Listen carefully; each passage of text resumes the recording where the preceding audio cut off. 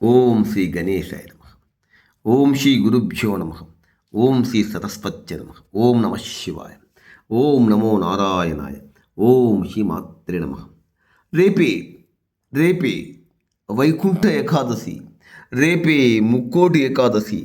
ఆ మహావిష్ణువుని అందరం కూడా ఉత్తర ద్వాదశం గుండా దర్శనం చేసుకోవడానికి శుభగడియ రానే వస్తుంది.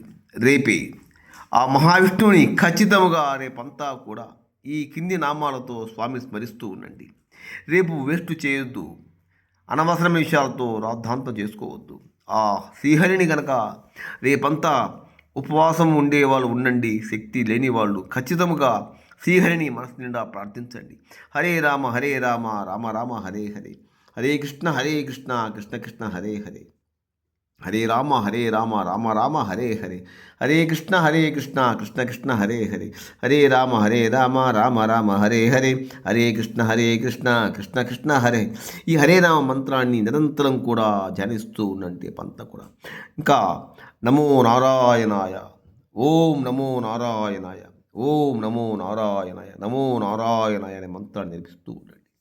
అంతేకాకుండా ఓం నమో భగవతే వాసుదేవ, ఓం నమో భగవతే వాసుదేవ, ఓం నమో భగవతే వాసుదేవ అనే మంత్రాన్ని కూడా నిరంతరము మదినిండా వేరే విషయాలకు తావివ్వకుండా మదినిండా కూడా ఆ మహావిష్ణువుని ధ్యానిస్తూ ఉండండి. అద్భుతమైనటువంటి గోవిందనామాలు హరినారాయణ గోవింద, పురాణ పురుష గోవింద, ఆపద్బాంధవ గోవింద, అనాథరక్షక గోవింద, అడరుగు దండాలవాడ గోవింద, ఆపన్ నివారణ గోవింద, కష్ట నివారణ గోవింద గోవింద, అర్జున సారథి గోవింద, శ్రీపుంరూప గోవింద, శివ కేశవమూర్తి గోవింద అని గోవిందనామాలతో ఆ వడ్డీకాసుల వాడిని మనసు నిండా కూడా స్వామిని నిరంతరం కూడా రేపంతా కూడా ప్రార్థిస్తూ ఉండండి. ఖచ్చితంగా మనసులో ఉండి కోరిక బలపడుతుంది. అందరికీ కూడా ముక్కోటి ఏకాదశి శుభాకాంక్షలు తెలియపరచుకుంటున్నాను. ఓం నమో నారాయణాయ.